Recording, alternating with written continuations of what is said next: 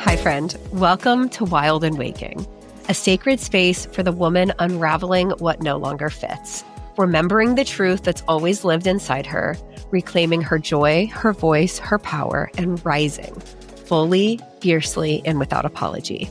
I'm your host, Emily Rushell, and together we'll explore what it means to live in alignment, lead with soul, and awaken a life of abundance, authenticity, and purpose.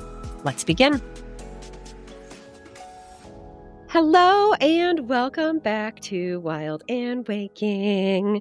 In real time, it is the day before Thanksgiving. My team works a little bit ahead so that we can take time off during the holidays. And if you're listening to this on release day, it is Christmas, or perhaps you are tuning in the weird week in between Christmas and New Year's, or maybe you're finding this episode sometime in the future. But welcome back. A few weeks ago, I put a call out on my stories of what would you love to see in a solo episode. Again, I'm trying to work ahead for the holidays and for baby coming. And it's just always interesting to see what's on your mind that, I can respond to and be helpful with. And someone said, I would love for you to share and review all the books that you read in 2025. And I was like, all of them? Seriously? And she was like, yes, every single one. Tell us what it is, like what you loved about it, etc. And in my mind, I'm like, I know that I read, and that's part of my weekly email. Every week I share, what I'm reading or what's on my TBR or what's grabbing my attention. But with how crummy I have felt this year throughout this pregnancy, I'm like, I don't feel like this list is going to be that long. And at some point last year or so, I stopped tracking my books, when I really detangled from productivity and output and like having to habit track. I was like, I'm just going to read whatever, whenever, and not really keep track of it all. So I'm not going to lie. Yesterday, it took me a couple of hours of digging through weekly emails that I've sent, being like, here's what I'm reading and here's my reflection on it. Combing back through Instagram stories, I discovered 5 more that I hadn't even shared in weekly emails. And I did remember that I started 2025 doing 75 hard for a while. I didn't make it all the way to 75 days because I felt like I had got what I needed to out of it, but that required nonfiction reading. So obviously I cranked out a few pre-pregnancy. And I am so proud that this list ended up being 26 books long. For not tracking and truly feeling like a garbage can and spending way more time on social media than I would prefer, I feel pretty great about that. And another thing that I think is noteworthy to share is most of these books, almost all of these books, would not be classified as personal growth and development. Whereas, in 2019, 2020, 2021, I feel like that was the bulk of what I was reading, at least in the nonfiction category. You might remember when my therapist was like, have you considered or tried reading fiction? So I went really far down some romantasy rabbit holes. I didn't read as much fiction this year as I have in the past couple of years, truly just because I read The Spark of the Everflame. Oh, what is that series called? It's by Penn Cole in February-ish. And it was so good and so intense that I panicked and couldn't even read the 3rd book. So I do desire to come back to that in 2026. But one of my intentions for this year was really to just let my reading be guided by my curiosity, by answering questions that I was asking, by helping me connect dots in learning about ideas or modalities that were presenting themselves in real time. And as I was putting this together, I had the thought of I should really shorten this. I should be here's the top 5 books that I would recommend. But if you've been with me for any period of time, especially throughout the course of 2025, I think that hearing these in order is going to just share a really beautiful evolution and unfolding that was reflected back in the podcast and in the conversations that we've been having together and what's been guiding some of the content and offers that I've created, and really, sharing these in progression. I think you can see the evolution of kind of what things I was exploring at different times and how that showed up and how that really guided and informed this like bigger picture, nuanced level of thinking that I've been able to cultivate over the last year. So I am going to share the title and the author, obviously. And then I whittled down each book description to one paragraph just to give you some context as to what it is, what it's about, why you might be interested in it. And instead of like stressing you out and making you need to like stop and take notes, or especially if you're listening to this while driving and walking, I don't want you to have to like panic about what was it? What did she said? I have to like rewind. I'm going to attach a document that has all the books listed, pictures of them, links to find them to at least get the ball rolling. Of course, I always highly recommend checking out your local library, supporting your local independent bookstore. I will have them linked on Amazon just for simplicity's sake. But by all means, whether it is, like I said, library, independent bookstore, Kindle. This year, I also listened to more audiobooks than I ever have before, and I'll talk about that. And there are a few books on this list that I did not finish for various reasons. And I want to share, what attracted me to the book and perhaps why I haven't finished it or finished it yet. So that's the gist. And then if something really sparked something in me, or I want to add a lot more depth and context, I will. But some of these will be short, sweet, and to the point. So this doesn't turn into like a 3-hour long podcast episode, because my family is upstairs waiting for me to do this so we can begin our holiday travels. Now that I have my headphones in, I can't hear them stomping around, but perhaps you will. And if you also have children running around on a holiday break, then if you know, and I know that you know. So here we go. What's also been really exciting is several of these books that I've read have been able to come on the podcast. I love interviewing authors on the podcast, first of all, because you guys love books as much as I do. And just having this community that values intellect and curiosity and exploration means everything to me. I also really love interviewing authors because they have spent a very dedicated amount of time honing their craft, honing their ideas, and really being able to translate them in a succinct, tangible way that they're so passionate about, because you don't just write a book out of nowhere, right? Interestingly enough, at the beginning of 2025, I signed a book deal with a publisher, and I'm so grateful and excited for that opportunity. And then right as we were kind of getting the ball rolling is when, I found out I was pregnant and became a shell of a person. So they have been so kind and gracious and ready to begin the writing process with me when it feels right in 2026. And I have this very clear knowing that it's going to come out exactly when it's meant to. Literally, here we are in real time in November, reflecting back. I'm like, there is no way I could have written this book that's coming in, February or March of this year, because I think there was so much that I had to live through, work through, unpack, put back together, get curious around, understand, form new conclusions around in a way that's really going to shape the intention behind this book. And so, it's just one of those, like, everything happens in exactly the timing it's meant to, which is a theme that I see all the time, right? So often we want to immediately go from idea to implementation and like, here's the dream, here's the exact steps it's going to take to get there. And that certainly has a time and place. And I would love to support you in that. But I think sometimes seeds are meant to be planted and then, nurtured and fostered before they're really ready to emerge and bloom. So that's really where I'm at in the book writing process, because I also did have someone put in the solo episode idea request, like, where are you at in the book writing process? Where I'm at is still in my brain. And I feel okay about that.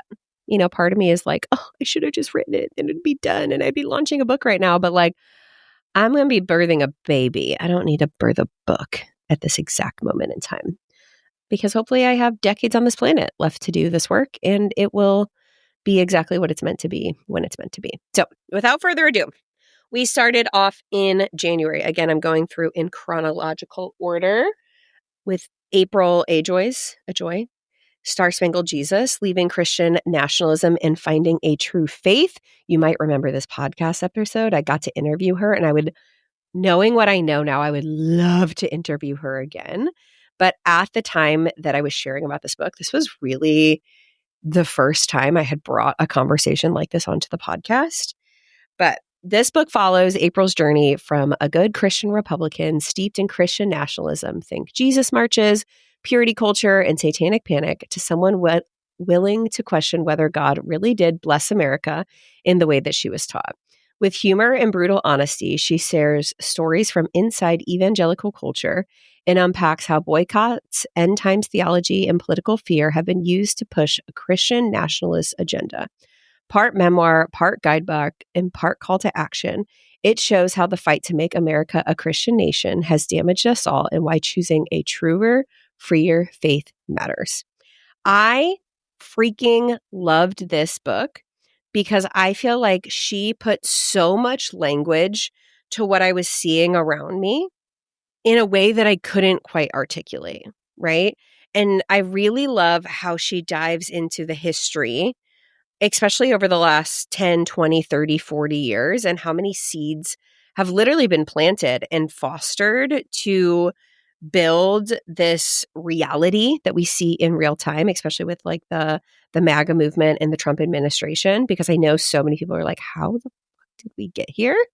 And I feel like she put so much language and nuance and life experience and compassion behind it, and really tells not only the historical and social and religious context, but also through the lens of her own life and, you know, what she used to believe, how she grew up in that, and then really where her unravelings began. And ultimately, like what her wild and waking journey looked like as she started to ask bigger sets of questions, you know, look at what was going on around her and her family and her community with a critical lens, and really doing the deep, committed, hard work to, unravel and remember and reclaim and kind of rise in her own way, and now build this robust online platform and community through humor and through relatability and through storytelling. It's just, you know, I know so many of the listeners of this podcast are on their own journey of asking questions of, you know, the expectations, the conditionings, the systems, the structures in which they were raised, and whether or not this is your path. I wish that every person in this country could read this book with an open mind, just to get some like context and understanding of like what is going on in our social political climate.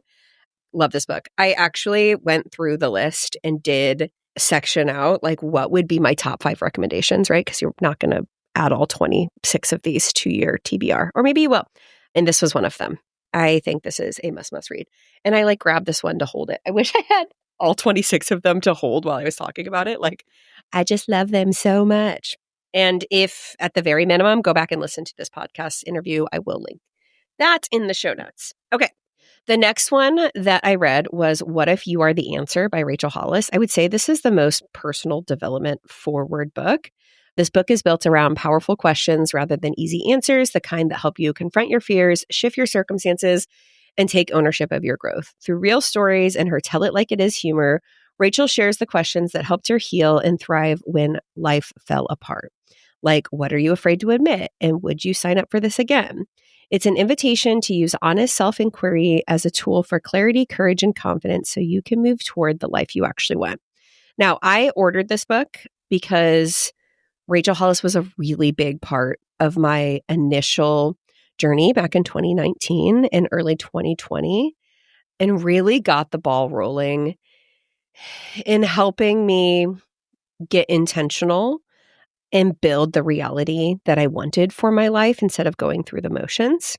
And so, you know, watching her very public, very messy evolution over the past couple of years, I have found to be very interesting and have found a lot of relatability in what it looks like to, have this very public facing personal brand and what that means for, your personal and professional life when things really unravel in big ways. But I'm not going to lie, I don't know that I would super recommend this book. I think I read it in one sitting, like when I had a fever laying in the bathtub. It was a super easy read. I think a lot of the questions in there are great to consider. I don't think it's anything different than the kinds of conversations you and I are having on a day-to-day basis. But if it sparks something from you, sure, go for it. Okay. Next, Parent Yourself First, Raise Confident, Compassionate Kids by Becoming the Parent You Wish You Had by Brianna.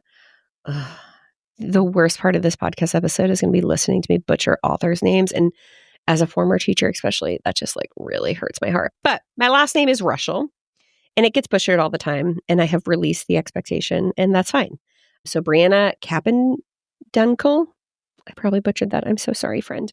Brianna was also on the podcast. I will link that episode in the show notes. But this book makes the case that good parenting starts with healing your own story.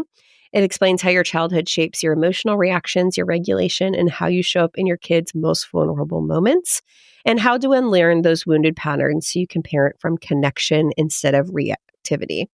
Drawing from her work with real families, the author offers practical tools for things like tantrums and defiance, while reminding you that everyone has baggage, but it's your job to make sure it doesn't become your child's.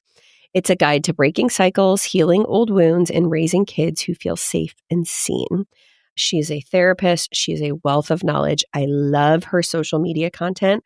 Highly recommend following her. Again, you can link back to our podcast episode. I enjoyed this book, but I don't feel like a lot of it was very new information for me, just because I have really read and immersed myself in and listened to a lot of comparable ideas and advice throughout my parenting journey. But I felt like it was interesting to read, especially in preparation for our podcast interview. And I always love when I get to read books from people that I've had conversations with, because it just makes it so much more real to be like, oh, I could do that. A lot of obviously she has a totally different lens and level of expertise being a therapist that works with kids and families. But a lot of the ideas in there, I'm like, oh yeah, I know that. I've talked about that before, which is always just very cool. So if you are in the thick of parenting and trying to figure out how to parent yourself while also parent your littles, that's definitely one to check out. Okay, the next one was recommended to me by a friend. It is A Year of Mystical Thinking, Make Life Feel Magical Again by Emma Howarth. After a brutal year of burnout, the author commits to a year-long mystical adventure from home, trying a new spiritual or magical practice each month, from vision boards and moon phases to spirit guides, astrology, and Reiki. This book is her witty, life-affirming account of what shifted as she traded chaos for intentional rituals, slow mornings, and small moments of wonder. It's part memoir, part practical guide, and with ideas you can adapt in your own life if you're craving more magic, meaning, and gentle structure without going full woo-woo. What I think is really interesting looking back on reading this book is a lot of the things that she talked about were things that were very much stretching my comfort zone at the time. And I read this very early in the year. I want to say end of January, beginning of February or so. And now, even just looking back at the description, I'm like, oh my gosh, I bet that I have done everything that she talked about. But at the time, it was I didn't really know a lot about Reiki. I hadn't tapped into astrology. I didn't know a ton about moon phases and stuff yet. So it was very new. And I remember we were even going back and forth about her coming on the podcast, and it just didn't pan out for one reason or another. And I forgot about that until honestly yesterday. But I remember thinking oh my gosh, what are people going to think about this episode? This is so out there and so woo-woo and so weird. And I'm literally everything in there, I think, is things that I talk about all the time, or that we talk about in the Coven all the time. So I just feel looking back on that one, it's such a testament to growth and how much can change in a year. And I think it just, sparked a lot of ideas and curiosities that I would end up exploring over the next several months. So that's kind of fun. But overall, it was a pretty easy read. I enjoyed it. Next, I read Remember Your Roots, How to Awaken Your Ancestral Power and Live with Gratitude, a book inspired by Mayan wisdom. And this was by Christine Olivia Hernandez. Grounded in Mayan wisdom, this book guides you through a 13-chapter journey designed to bring you back into gratitude, connection, and wholeness. It speaks directly to the sense of disconnection, loss, and mistrust so many of us feel, and offers practices to reconnect with your body, clear your mind, heal generational patterns, and embrace ceremony and celebration. Gratitude here isn't cliche. It's presented as a state of being that connects you to the elements, the stars, the trees, and to each other, and helps you move through adversity with more resilience and grace. I will say I came into this book with slightly different expectations than what I got out of it. Towards the end of December of last year, I had an ancestral healing session that was really powerful. And so I was starting to get really curious around ancestral healing, ancestral awareness, kind of like what that looks like. And I loved getting in the depth of Christine's story, and especially like her Mayan ancestry and background and kind of her journey with starting to tap into that. If I'm remembering correctly, like she grew up in California and was relatively, disconnected from that piece of her story, and then spent a significant amount of time in countries in which her heritage was linked. And so I really enjoyed that part of it. But as far as, the themes actually presented in each chapter, I felt like they were kind of things I already knew or were already talking about. Like I said, like gratitude, connection, sense of self, connection with your body, like somatic practices, things like that, in a way that, again, was kind of like, oh, like I know more than I think that I know. I went into it just having different expectations around, the ancestral power piece. And that is something I have loved continuing to explore. And so if you happen to know any books that really talk about that, I would be open because I would like to learn more. Okay, next, God Didn't Make Us to Hate Us, 40 Devotions to Liberate Your Faith from Fear and Reconnect with Joy by Rev Lizzie. This devotional is for people who are deconstructing fear-based Christianity but don't want to abandon God. Through 40 short, liberating devotions, it offers a feminist, anti-racist, LGBTQ-affirming lens on salvation and spiritual life. The focus is on healing church hurt, moving beyond rigid, harmful theology, and remembering the deeper truth that God made you to love you, not to shame, control, or diminish you. It's a gentle companion for rebuilding a faith rooted in joy, justice, and love. Now, I freaking adore Rev Lizzie. She also was on the podcast this year. We specifically talked about the themes presented in this book. I so enjoy her social media content. She and I still message back and forth. I think she's wonderful. But I will say, at the point when I read this book, I think I was further along my deconstruction journey in a way that this just did not resonate with me as much. I think I would have really resonated with this a few years ago. I feel like it was really reflective of the version of Christianity in which I have always aligned with and always believed in and was really raised, for the most part, to resonate with. But I think at the point that I read this, I was just further down deconstructing in a way that, like, reading a very biblical devotional was just like not what I needed or wanted at the time. But if that does speak to you, like 1000% recommend. Like I said, I cannot say enough good things about Rev Lizzie and the beautiful work that she's doing in the world and the stories that she's telling and, the church community that she has created in Texas and beyond. Okay. My next one is another one of my top 5, if not the number 1 recommendation that I read this year. And that is Mary Magdalene Revealed. I've talked about it so many times on this podcast. Mary Magdalene Revealed, The First Apostle, Her Feminist Gospel, and the Christianity We Haven't Tried Yet by Megan Watterson. This book centers around the Gospel of Mary Magdalene and ancient texts that survived despite attempts to destroy it, and the radical love and inner wisdom it teaches. It presents Mary not as a prostitute, but as a spiritual teacher whose gospel insists we are not inherently sinful and that our purpose is to become true human beings, fully embracing both ego and soul. Through history, theology, and personal story, the author shows how Mary's voice reshapes our understanding of early Christianity and invites us into a contemplated, heart-centered practice of turning inward again and again. I freaking loved this book. Now, I will say, trying to read the physical copy was kind of hard for me to get through. It is so dense with history that I won't say it read like a textbook. It's just dense. But I had a 4-hour road trip there, 4 hours back, where I listened to this on Spotify pretty much the whole time. And I'm so glad I did. It's free on Spotify Premium. This book, listening and experiencing this book, felt like it gave me the answers to questions I didn't even know I was asking. It felt like so many things that she shared were things that I knew, but could have never articulated.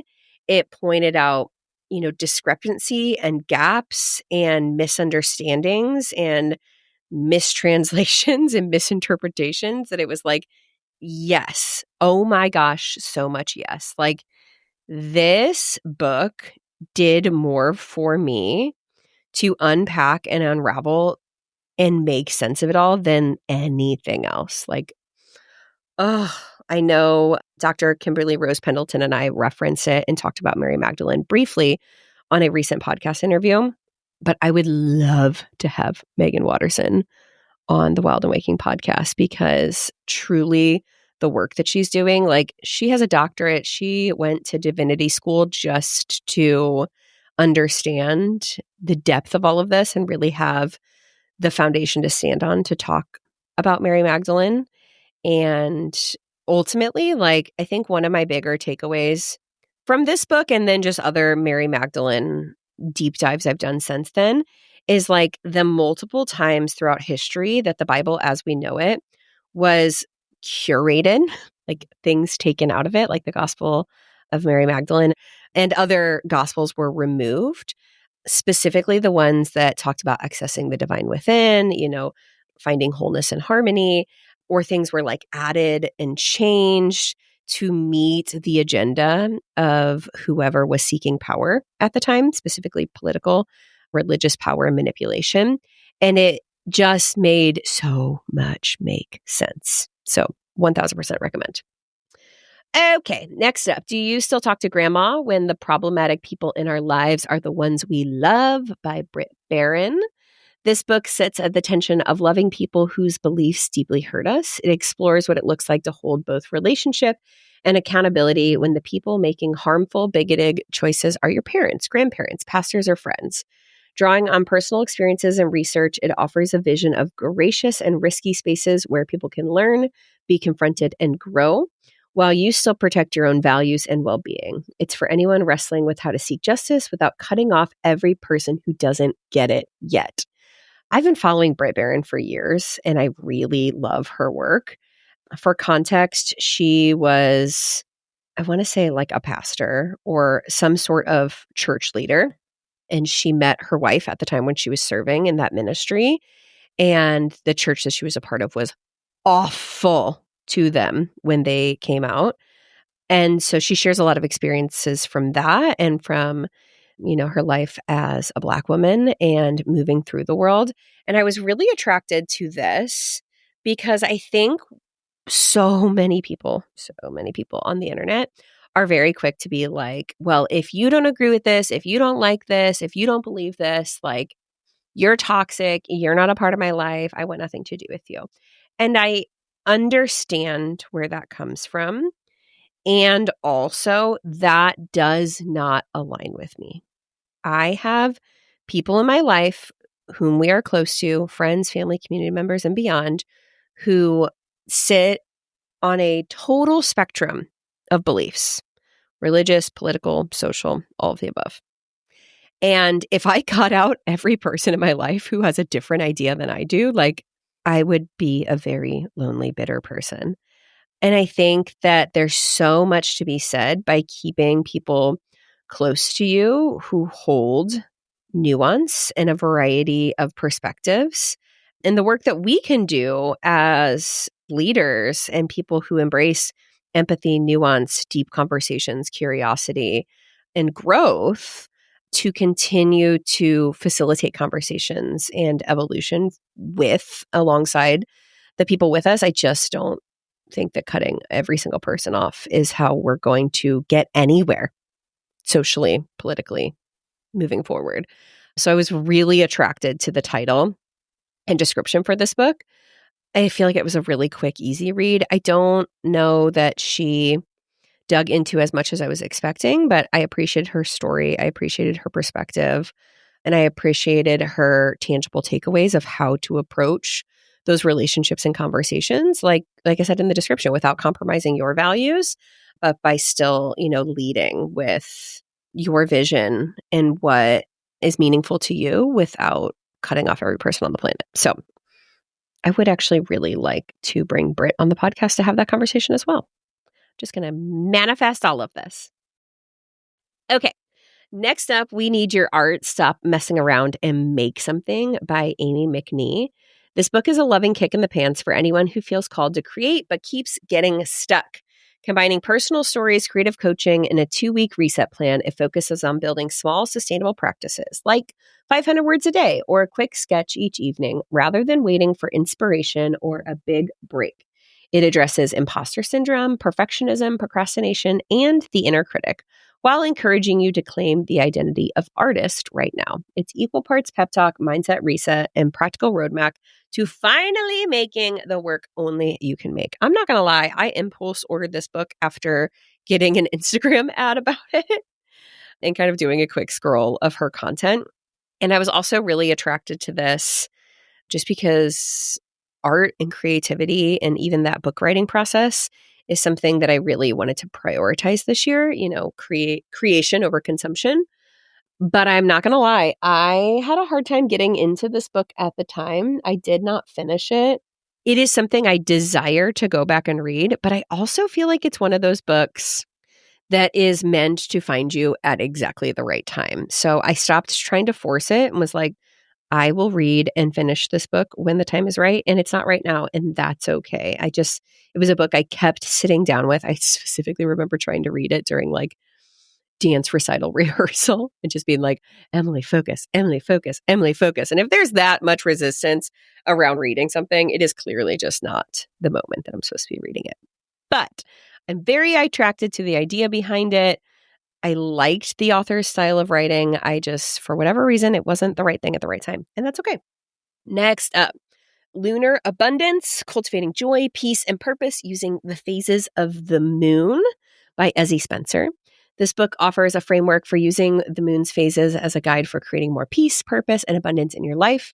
It is both visually beautiful, seriously, and practical, helping you reconnect with your inner self, your body, and your surroundings by following lunar ebbs and flows. With reflective prompts and self-care practices, it shows how to align your work, relationships, and personal growth with natural cycles so you can feel more grounded, intentional, and fully resourced. Now, I found this book through listening to, I believe, Sarah Jenks talk about moon phases and how to align with it and the work that she's done around the seasonality behind that, which I have recorded some podcast episodes about since reading this book, and I have referenced this book before, but I really loved this. Actually, this book has a lot of tangible information, but it's also meant to be kind of like a resource, a journal, a workbook, so to speak, that you use throughout the course of one lunar cycle. I did not use it that way. I read it on an airplane in its entirety, but I really enjoyed it. And I've been talking with Ezzy about coming on the podcast. Our schedules just haven't lined up yet. So it's about 10 years old. The work that she's doing now is evolved a million times since then. Like, how freaking cool that people find your book 10 years later and want to interview about it. It's so amazing. But now she talks a lot about money splinters, wealth, things like that. So I really enjoy her. I've enjoyed getting to know her over the past several months. And if moon cycles, kind of using that to guide your growth, your work, your alignment calls to you, this is definitely a resource I'd recommend. Next up, Fun Because How to Succeed Without the Hustle by Carrie Esmail, aka Carrie the Fun Coach. Also a podcast guest this year. Freaking loved that episode. And then I was able to go on her show as well. But this book is for high achievers who've been swallowed by hustle culture and exhausted by chasing enough. Through humor, stories, and research, it exposes how grind culture drains your potential and joy, and then introduces the three elements as fun as a new foundation for success. Each chapter offers tools and exercises to help you bring fun back into your daily life now, not after you hit some arbitrary milestone. It's practical, playful guide to building a life where fun and fulfillment fuel your goals instead of competing with them.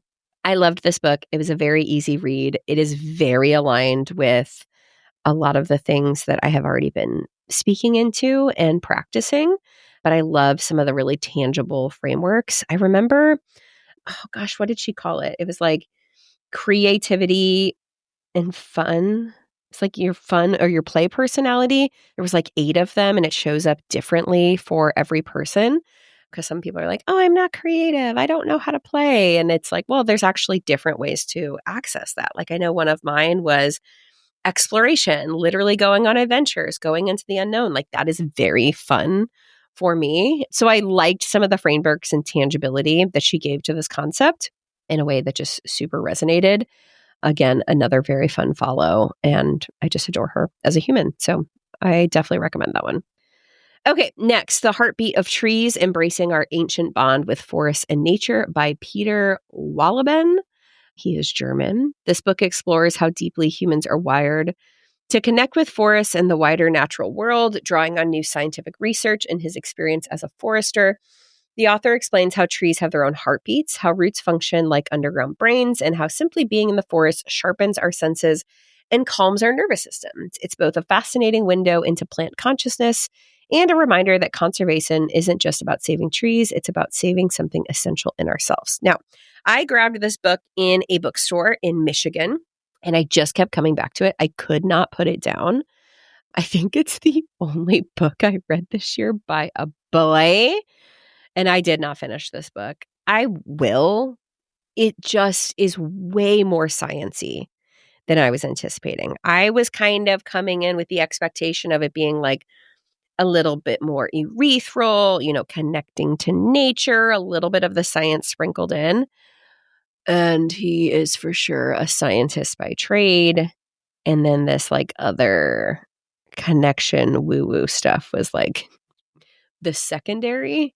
And so it was interesting. It was just, like I said, way more science-y than I was anticipating. And I was like, this is what I get for picking up a book by a boy. But conceptually, I really like it. If you dig very sciencey texts, you will probably also really like it. I totally was on board for the ideas that he was sharing and, related a lot to it. I think I was also expecting it to be a little bit more along the lines of Richard Lerv. If you've ever heard of him, he wrote like Last Child in the Woods, The Vitamin N Theory, Vitamin N Principle, books that I read in college and really, really loved. But anyway, so I would give this one a semi-recommendation. Conceptually, I love it. When it actually came down to reading it, it just got really science heavy in a way that is not super interesting for my brain. Okay. I also, while we were in that little bookstore in Michigan, grabbed Braiding Sweetgrass, Indigenous Wisdom, Scientific Knowledge, and the Teachings of Plants by Robin Wall Kimmerer.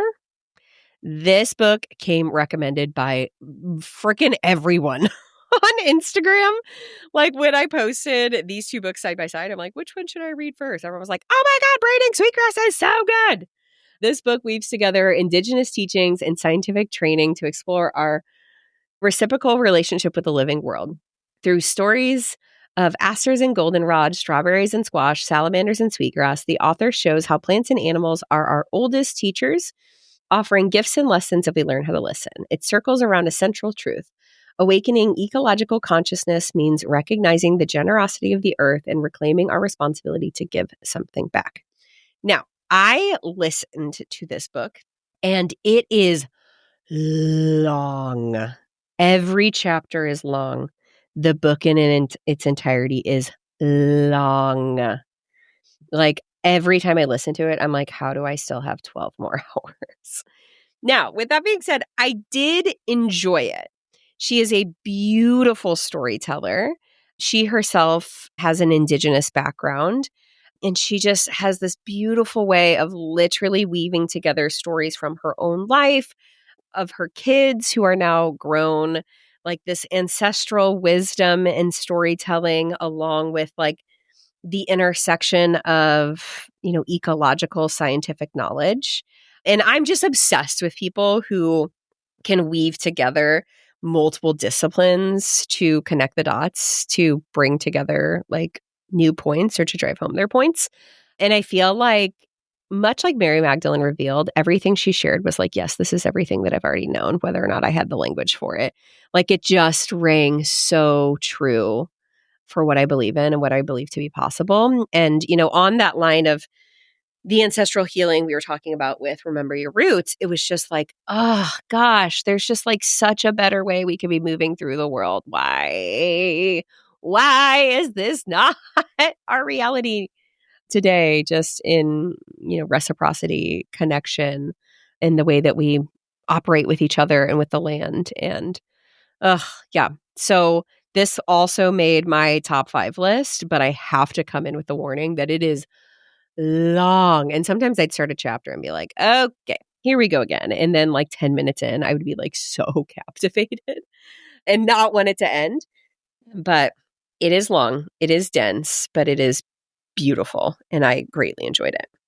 Okay, next up, Witch, Unleashed, Untamed, Unapologetic by Lisa Lister. This book invites modern women to reclaim the word witch as an expression of their innate power, intuition, and connection to nature. It traces the history of witch persecution, unpacks how the word has been used to shame and control women, and explains why so many are feeling the witch awaken again today. Alongside that history, it offers rituals, spells, divination practices, and elemental work to help you align with the moon, the seasons, and your own inner wisdom. It's part education, part reclamation, and part hands-on magic. Now, I'm not going to lie. Myself and many of you, when you saw witch, were like, ooh, scary, bad. Like, that conditioning has run deep through us. But this book came very highly recommended by a few people that I really admire and trust. And so I listened to it on Spotify. It was a beautiful listen. And it really untangled and dismantled a lot of the connotations that we attach to witch, which is so interesting from an just like social standpoint, how much connotation we attach to a word. But it was like everything else in the book. I was like, I have recorded a podcast about that. I've read a book about that. I've talked about that. I've been listening to other podcasts about that. It was like literally everything that we have talked about so far. But it was like through that lens of like women connecting to their power, their intuition, their connection to nature, to each other. It just was so permission giving, so enlightening. And so again, connecting the dots, like putting it all back together. And every single one of you who ordered this book after seeing me recommended it, even if you felt a little like, ooh, witch, what it's going to be in there? We're like, oh my gosh, this book was so good. And I feel like it was a very easy listen. I enjoyed Lisa Lister as an author. So immediately after that, I listened to Lisa's new book, Venus, A Feminine Frequency, A Sensual Love Affair with Life. This book is an invitation to walk an initiatory path with Venus, to attune to her cycle, unlock her codes, and reclaim your own feminine life force. Through stories, rituals, and guidance tied to each stage of Venus's astrological cycle, it helps you shed what no longer serves, heal deep-rooted shame and fear, and cultivate self-love as a daily practice. The focus is on rebirthing a more authentic, liberated expression of yourself and embracing love, beauty, and pleasure as sacred. I listened to this one on Spotify. It was a fairly easy listen. I was very attracted to it by the description. It went way more into astrology than I even understand now. So it was kind of like some things went straight over my head, but I could read between the lines. I could get the gist. Like, it was great. It was easy. Like I said, I enjoy Lisa. I just didn't connect with it as much because I didn't fully understand what she was talking about in all of that. But Astrology is something that I'm exploring now. So perhaps in the future, if I were to have read or listened to this book, it would make more sense and would connect more deeply. But at the time, I'm like, Venus placement, like I don't know what's going on with these planets, right? But again, going back to that, shedding what no longer serves, healing shame and fear, embracing pleasure, all of that, like super on board with. I just didn't fully get it, but it was a good listen. Okay, next, When God Was a Woman. You can kind of see the theme that I was exploring at this point in time by Merlin Stone. This classic work explores ancient cultures where the great goddesses was worshipped and women held significant social and spiritual power, and how these myths and histories were systemically rewritten as patriarchal religions took over. It examines the shift from matriarchy to patriarchy, the demonization of the goddess, and how these changes shaped gender roles that still echo today. It is essential reading if you're curious about the roots of current gender norms and what was lost when the female divinity was suppressed. Now, I read this book specifically after diving into Katie Stewart's course, Her, which talked about the erasure of the divine feminine, goddess worship before the onset of Christianity and other patriarchal religious systems. I am extremely interested in this topic. This book was written in the 70s or so, and I think even in the book, she describes how little research she was even able to find around this topic. A lot of what she needed would have been before recorded history or had been systemically destroyed along the way. And I will say there was a lot of things that I was reading that I was like, I feel like we know more now. Like people have done more work and research into this. The 70s was a minute ago. I would love an updated version of this. I think the author has passed since this book was written. And not going to lie, this one reads like a art history textbook. Like I messaged Katie and I'm like, I cannot get through this. What is wrong with me? And she's like, oh girl, no, it's dense. It's like read one chapter at a time and come back to it over the course of time, which made me feel a lot better because I'm like, I am trying so hard. I'm so interested in this. I care so much. Why is this so hard? And she's like, no, dude, it's brutal. So recommend for the topic and content, yes. For readability and enjoyment, like, God, no. Oh my gosh, this one it's hard. It's kind of like Women Who Run with the Wolves. Like, I think you're just meant to experience it in microdoses throughout time. So I will continue coming back to this. I am extremely interested but this had to be a did not finish. Okay. Next, because I was on the I'm curious about astrology path, I Don't Believe in Astrology, A Therapist's Guide to the Life-Changing Wisdom of the Stars by Deborah Silverman. Again, this one found me through an Instagram ad, so shout out to whoever is doing your internet ads because it worked. This book presents astrology as a tool for self-acceptance rather than prediction, combining therapeutic insight with astrological wisdom, and explains how each sign wrestles with specific psychological struggles and how understanding your sun, moon, rising, Mercury, and Saturn can help you release self-judgment and inner criticism. The goal is to see yourself and others with more compassion, to take the high road of your personality, and to remember your soul's expression through the lens of the stars. Now, I was really attracted to this because astrology is new for me. And Deborah, this author, was a therapist for, I want to say, like 30 or 40 years, like decades before discovering astrology. And she had a very skeptical, critical lens of this modality, and then started diving in and being able to see connections between the work that she was doing and her practice and her professional understanding. So I really liked that she had that baseline before getting into astrology. That's what attracted me to this book. But again, I also tried listening to this book in the car, even though I have a physical copy of it.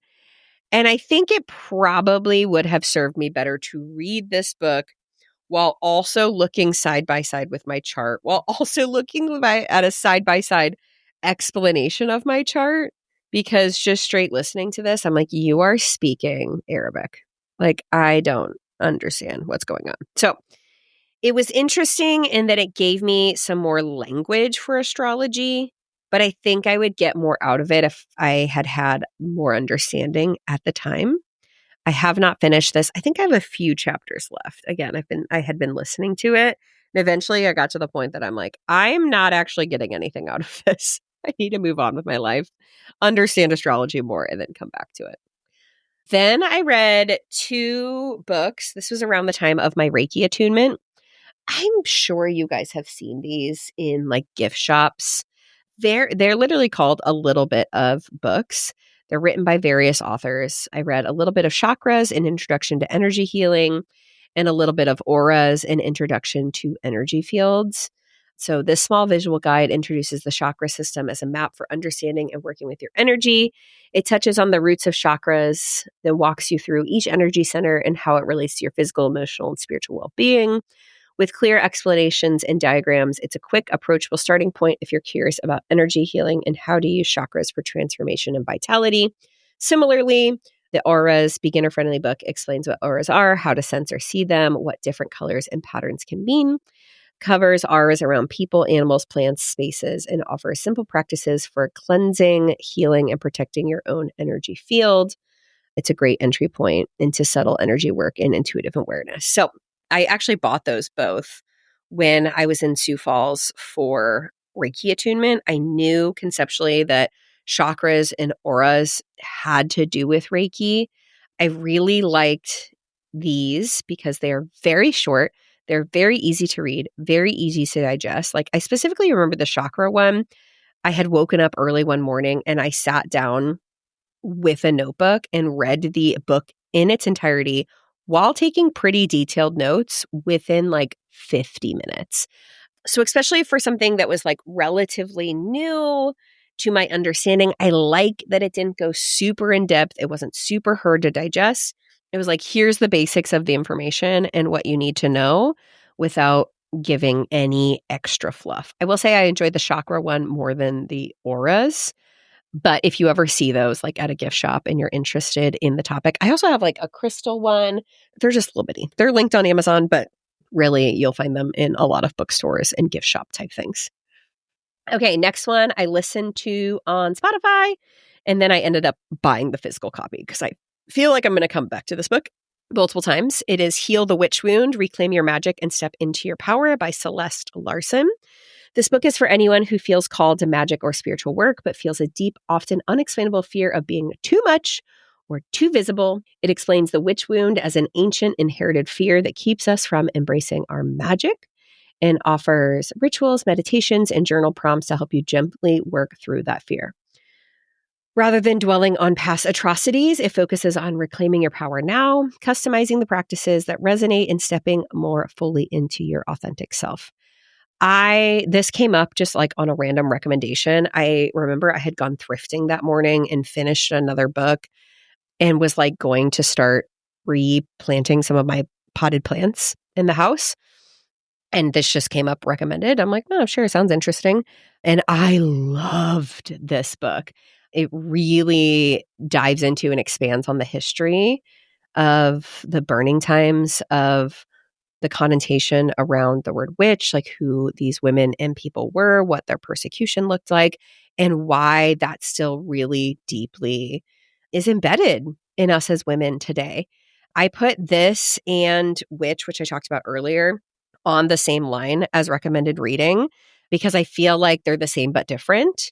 You know, I feel like you could read both if you're super interested, but they both kind of offer, again, that context, that history, and then what it looks like to really fully step into your intuition, power, authentic self. And I would recommend both. But I really, really loved Heal the Witch Wound, especially if you listen to my episode with Katie where we specifically talked about the witch wound. I think this one you'd really connect with.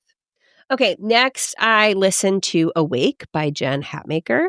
It is a memoir that begins with the moment Jen discovers her husband's affair and watches her life implode overnight, then traces how she slowly finds her way through shock, grief, and reinvention.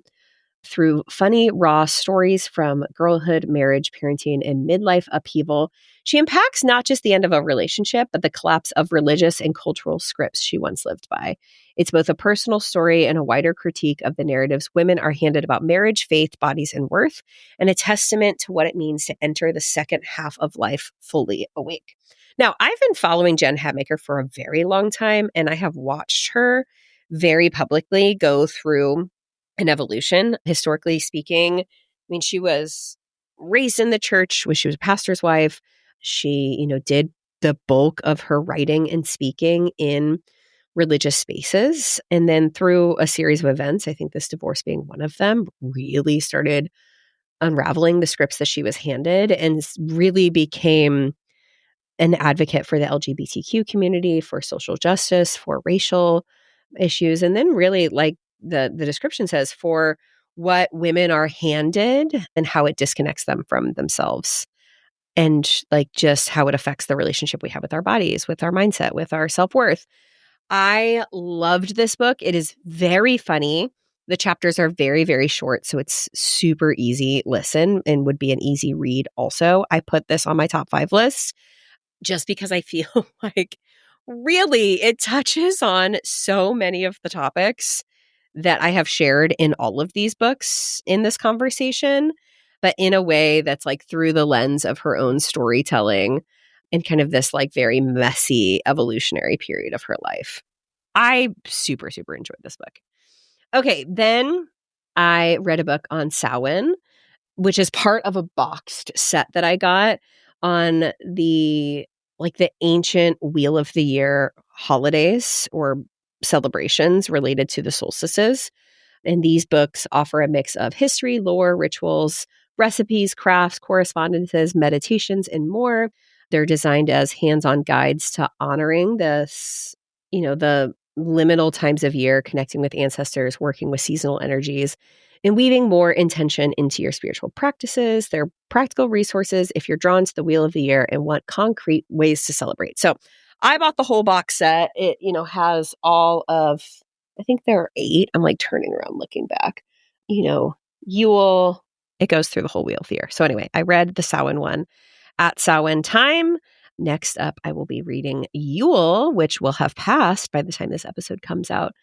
But integrating and understanding the Wheel of the Year is something that is a really big focus and interest for me in 2026, and just what it really means to tune in again to ancient practices, to earth-based spirituality, to, kind of that ancestral healing piece, and being able to just embrace the seasonality of life and how that integrates with business and beyond, and being able to lean into what is happening in the very physical world and what that means for our inner world as well.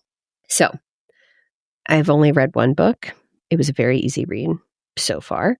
But if you're interested in Wheel of the Year, I'd recommend that box set. Or I also just bought an illustrated book. It's like much physically bigger, almost like children's book sized. And I'm very excited for that as well. I just bought it the other day, but it's illustrated. It has, descriptions of what's going on in that specific season, some of the history and lore and traditions behind it, and then things that you can do with yourself and with your kids to honor that particular holiday season experience rhythm that's happening in real time. So I'm excited for that as well. Okay, next I read, here we go, guys. We're almost done. We'll All Be Free, How a Culture of White Supremacy Devalues Us and How We Can Reclaim Our True Worth. This is by Caroline J. Sumlin. She was actually last week's podcast guest, so you might know a little bit about that if you tuned in. But this book names white supremacy culture as the force that distorts all of our sense of worth, whether we're part of a marginalized group or not. Through personal story and cultural analysis, it shows how perfectionism, unworthiness, and the pressure to live up to impossible standards are rooted in these systems, then offers tools and reframes to help you dismantle those beliefs, reclaim your inherent value, and live from a place of freedom rather than constant self-doubt or performance. I loved this book, again, because it's connecting dots right? I've said multiple times on this podcast that kind of my underlying thing that I was seeing that really ignited this journey of exploring, political, religious, social, spiritual systems was this underlying thread of lack of confidence, disconnection from self, self-worth, perfectionism, like imposter syndrome, so many of the things that I know hold so many women captive. And the lens in which Caroline talks about this and how, this white supremacy, capitalistic, like patriarchal system and structure in which we exist in, like affects us each on levels that we don't even know and can't articulate, I felt like was incredible. And obviously, she shared so many of her life experiences and what that looks like. And that's going to be very different than mine. We talk about that in last week's episode. But I feel like this is a conversation we have to be having as we unravel, as we're understanding, and as we are trying to heal and move forward as a collective. So 10 out of 10, recommend. Next, I read The Unfolding, An Invitation to Come Home to Yourself by Ariel Estoria. This is a collection of poetry, essays, and meditations that will walk you through the 5 phases of the unfolding: awakening, eclipsing, mending, illuminating, and returning. With illustrations and interactive practices, it invites you to reflect on seasons where you've broken open and piece back together in new ways. It's gentle, creative companion for anyone needing a moment to exhale, feel seen, and be reminded that their healing and becoming are allowed to take time. I connected with Ariel through Threads. She is an upcoming guest on the podcast. You'll be hearing this episode in January, at the end of January. But I loved this book because so much of what she talks about mirrors my wild and waking framework and that cyclical journey that we've talked about throughout the course of this year. She just has slightly different language for it. But I feel like there was so much relatability in what we have been working through together, what she had experienced, and the way that she describes her own journey through it. So, and it's just it's a beautiful book. Like, it is physically beautiful. And she integrates a lot of poetry. It's a very, very easy, quick read. I read it in like a evening and morning. I mean, you can really take your time to digest it and sit with it, especially if you're going to do the reflection prompts. But as far as me reading it to prepare for our podcast conversation, it was easy. It was beautiful. It was super relatable. Loved it. Okay. Hormone Goddess, How to Live in Harmony with Your Cycle by Samantha Haddadi. This book reframes the menstrual cycle as something powerful and magical rather than a problem to manage. It explains the 4 stages of the cycle, how hormones shift throughout the month, and how to work with those changes instead of fighting them. With tips, recipes, and self-care practices tailored to each phase, it aims to fill the huge knowledge gap many women have about their own bodies and help you feel more rooted, informed, and empowered. So if you are wanting to dive deeper into your menstrual cycle, your feminine cycle, whatever you want to call it, she breaks down each phase, what's going on hormonally, what our bodies need, how this shows up, and then ways to support ourselves through it. And then there's also a few chapters of kind of just like the hormonal changes we go through as women overall. And really this like systemic cultural perception we have of the female body and how so many of us have been raised to like hate and resist our cycle and the way that we move through it, etc. But she really breaks this down in such a beautiful way, and how to live in harmony and appreciate and, move through and use each phase of the cycle in the way that it's designed and meant for. So also love this. Also a very beautiful book. Also bought it because she and I have been talking about coming on the podcast. Are you sensing a theme here? Okay, last, a book that I am actually actively listening to. I think I have 1 chapter left. The Art of Psychic Reiki, Developing Your Intuitive and Empathetic Abilities for Energy Healing by Lisa Campion. This guide teaches Reiki as both a healing technique and a path for developing your intuition and empathic gifts. It covers the basics of Reiki practice and then goes deeper into topics like psychic opening, energetic protection, grounding, and working with spirit guides. It's designed especially for highly sensitive or empathic people who feel called to energy work and want practical tools to use their abilities safely and effectively while supporting others. Okay, this is not a book that I would recommend to anyone, but if you have been Reiki attuned, I wish I would have read this book immediately when I got home. It's so good. And I want to finish the next couple of chapters before I pass that along to Jada, who did my Reiki attunement weekend. But I'm like, this is almost required reading after you get Reiki attuned. So I'm really loving it. It's helping me understand more about my experiences and energy work and healing in general. And also there's some pieces, especially when she's talking about being an empath and empathic abilities that I'm starting to see in one of my kids specifically. It's really kind of got the ball rolling on how I can best support them. So really loving it, but I'm not sure that's a book for everyone. And so that's where we're at right now. By the time this episode comes out, maybe I'll have read even more.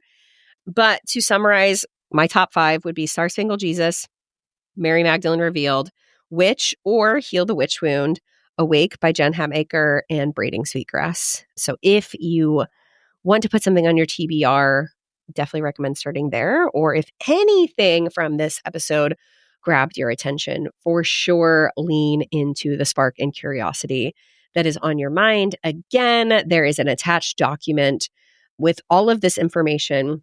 I'm going to include the descriptions, the title, the author, the link, a picture of it.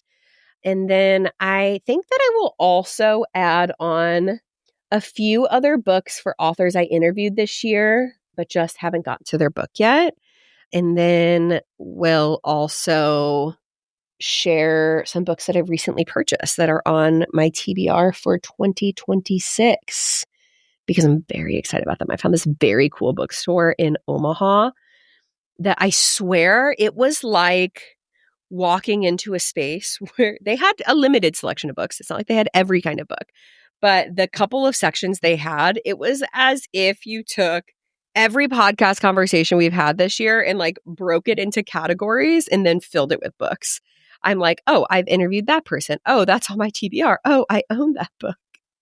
And so I got a lot of new books purely for my own interest and for further research to bring more conversations to you. So would love to know what you thought of this episode. I know it was kind of a long one, but I just feel like looking back on this, I can so see the waves and the arc of what I was exploring at the time, how that started showing up on the podcast, the conversations that you and I have been having, how this has all really set up for my group program, The Coven, and the conversations we're having there.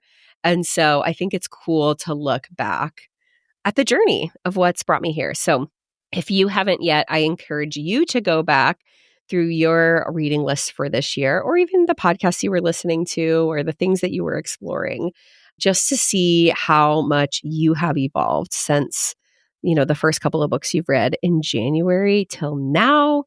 And I invite you, as we begin the new year, to think about, if you are a reader, if you are a listener, like what are really some of the things that you would like to learn in the next year through the lens of curiosity, of like, what do I want to know more about? What's drawing my attention? And, I will say, like, you don't have to agree with everything that you read.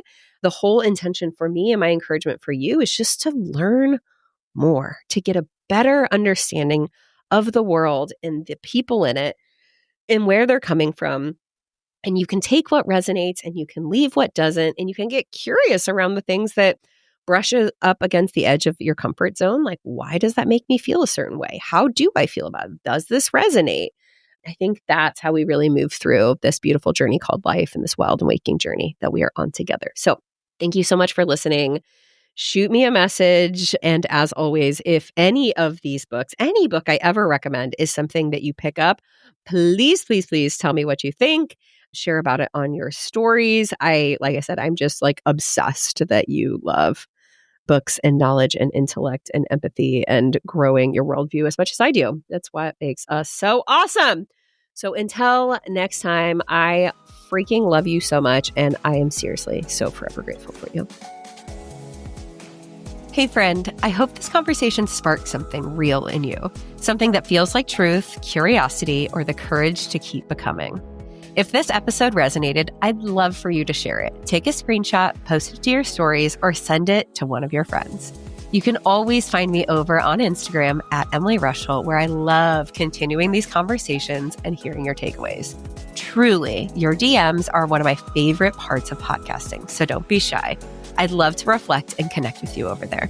I'm so grateful to be surrounded by a community of women who ask hard questions, sit in the discomfort of the unknown, blaze new paths forward, and ultimately come home to their wild and waking selves. See you next week.